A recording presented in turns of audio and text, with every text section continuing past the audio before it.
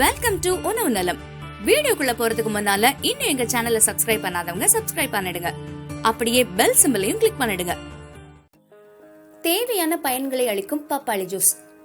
அசத்தலான டேஸ்டையும் டெலிஷியஸான anti accident, vitamins மற்றும் மினரல்ஸ நம்ம ஆரோக்கியத்துக்கு அளிக்கிறதுனால பப்பாளிய பழங்களோட தேவதைன்னு சொல்றாங்க.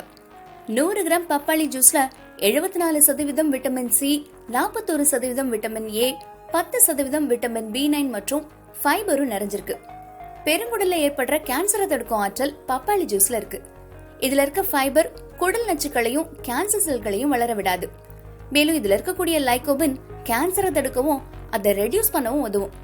மேலும் இந்த ஜூஸ்ல நம்ம ஃபேஸ் பேக் போட்டுட்டோம் அப்படின்னா பிம்பிள்ஸை குறைச்சு இறந்த செல்களையும் நீக்கும். அதோட ஸ்கின்னும் க்ளோயிங் ஆகும்.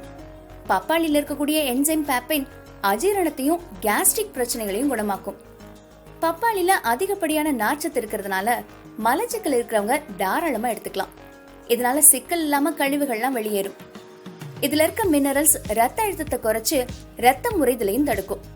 குறிப்பா பப்பாளில ஆன்டி ரெஸ்பிரேட்டரி இன்ஃப்ளமேஷன் கொண்டிருக்கு. இது சுவாசம் சம்பந்தமான கோளாறுகளை சீராக்கும். சோ சைனஸ், ஆஸ்மா போன்ற பிரச்சனைகள் உள்ளவங்களுக்கு இந்த பிரச்சனைகளை ரெடியூஸ் பண்றதுனால ஸ்ட்ரெயின் இல்லாம சுவாசிக்க முடியும். இந்த ஜூஸ்ல தேனை சேர்த்து குடிச்சா தொண்டை பிரச்சனையா இருக்கக்கூடிய டான்சில்ஸை குறைக்கலாம். இது மருத்துவத்திலே பரிந்துரைக்கப்படுது. நம்மளோட ஓரல் ஹெல்த்துக்கு அடிப்படை தேவையே நோய் எதிர்ப்பு சக்தி தான். பப்பாளில விட்டமின் சி இருக்கிறதுனால இம்யூன் லெவல் அதிகரிக்கும். அதுலயும் அடிக்கடி காய்ச்சல், ஜலதோஷம் பிடிக்கிறவங்க தவறாம பப்பாளி ஜூஸை குடிச்சு வந்தா அடிக்கடி ஹாஸ்பிட்டல் பக்கம் போறதையே தடுக்க முடியும்.